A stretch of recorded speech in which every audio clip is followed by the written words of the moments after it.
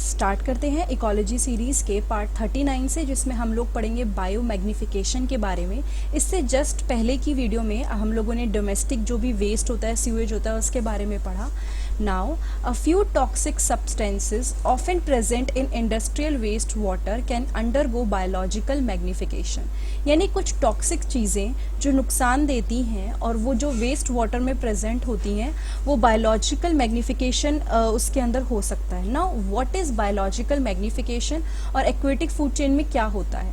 Biomagnification refers to the increase in concentration of the toxicant at successive trophic level. देखो, एक short तरह से पहले मैं आपको रफली समझाती हूँ, फिर मैं आपको बुक के थ्रू समझाऊंगी।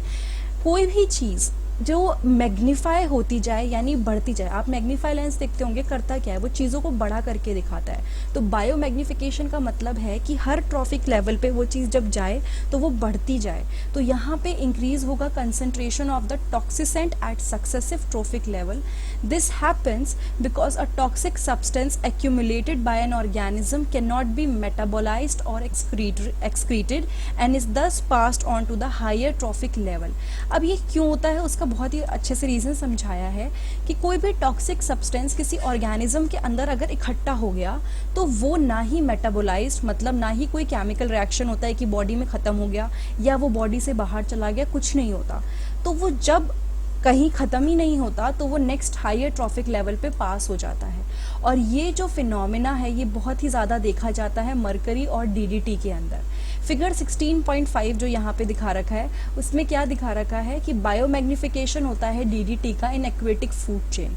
ठीक है, यानी कि जो ये डीडीटी होती है, छिड़की जाती है ये कई सारे प्लांट्स वगैरह पे या फिर अलग अलग जगह पे ये छिड़कते हैं। ये क्या करती है, बायोमैग्निफिकेशन हो जाता है एक्वेटिक फूड चेन में। कैसे? जो कंसंट्रेशन ऑफ डीडीटी है वो इंक्रीज हो जाता है हर सक्सेसिव ट्रॉफिक लेवल पे। यानी यहाँ पे वाटर में 0.03 पार्ट, देखो यहाँ पे लिख रखा है ना, पार्ट्स पर मिलियन, पीपीएम पार्ट्स पर बिलियन। तो यहाँ पे कितनी थी, कितनी कम थी। फिर ज़ूप्लैंक्टन के अंदर वो चली गई, बिकॉज वाटर के अंदर मिली है तो ज़ूप्लैंक्टन के अंदर तो जाएगी। ज़ूप्लैंक्टन से स्मॉल फिश ने जब ज़ूप्लैंक्टन को खाया तो उनके अंदर कितनी बढ़ गई। आप हर जगह एक चीज़ जो नोटिस करो वो ये नोटिस करो कि कंसंट्रेशन किस तरह से बढ़ रहा है।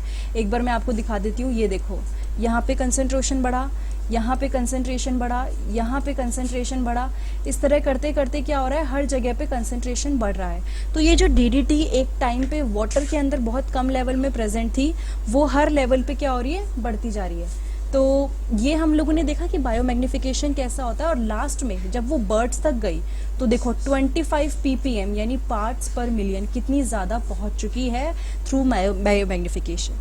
अब एक और चीज़ लिखी है, ये high concentration of DDT disturb करता है कैल्शियम मेटाबॉलिज्म इन बर्ड्स। यानी कि जो बर्ड्स के अंदर कैल्शियम मेटाबॉलिज्म होता है, जिस तरह से वो कैल्शियम बनाते हैं, और कैल्शियम कहाँ यूज़ होता है, उनका एगशेल में यूज़ होता है, वो पूरी तरह से डिस्टर्ब हो जाता है। थिनिंग हो जाती है एगशेल्स की, पतले हो जाते हैं एगशेल्स, और बहुत ही ज़्यादा प्रीमेच्योर ब्रेकिंग, जल्दी ब्रेक होने लगते हैं, जिसकी वजह से बर्ड पॉपुलेशन डिक्लाइन होने लगती है।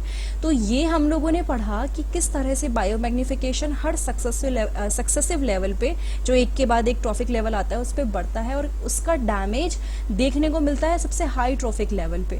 तो यहाँ पे जो थिनिंग ऑफ एगशेल हमने देखा कि समझ लो एक एरिया में हुआ कि अंडे बहुत जल्दी जल्दी टूटने लग गए।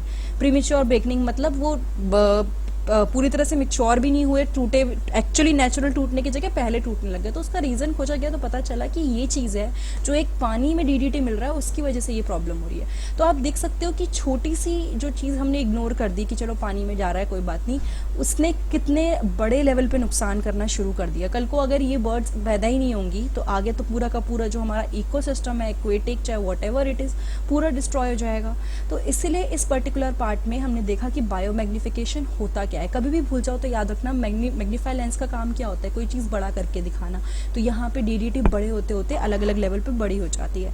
ठीक है, तो ये पार्ट 39 था हमारी ecology series with Indian study YouTuber का। अगर ये वीडियो आपको अच्छी लगी है तो प्लीज़ लाइक, कमेंट, सब्सक्राइब और शेयर करना मत भूलिएगा।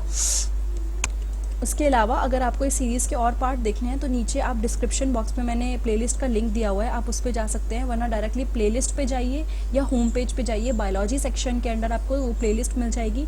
इसके अलावा 12th की मैंने और चैप्टर्स की भी और सब टॉपिक्स की भी प्लेलिस्ट स्टार्ट करिए, आप उनको भी गो थ्रू कर सकते हैं, आपको सारा चीज़ें जो भी होंगी वो मिलेंगी। इस सीरीज़ में मैंने NCERT कवर किया, उसके बाद की कई नई चीज़ें भी मैं कवर करूँगी, आप वो भी देख सकते हैं। Thank you so much.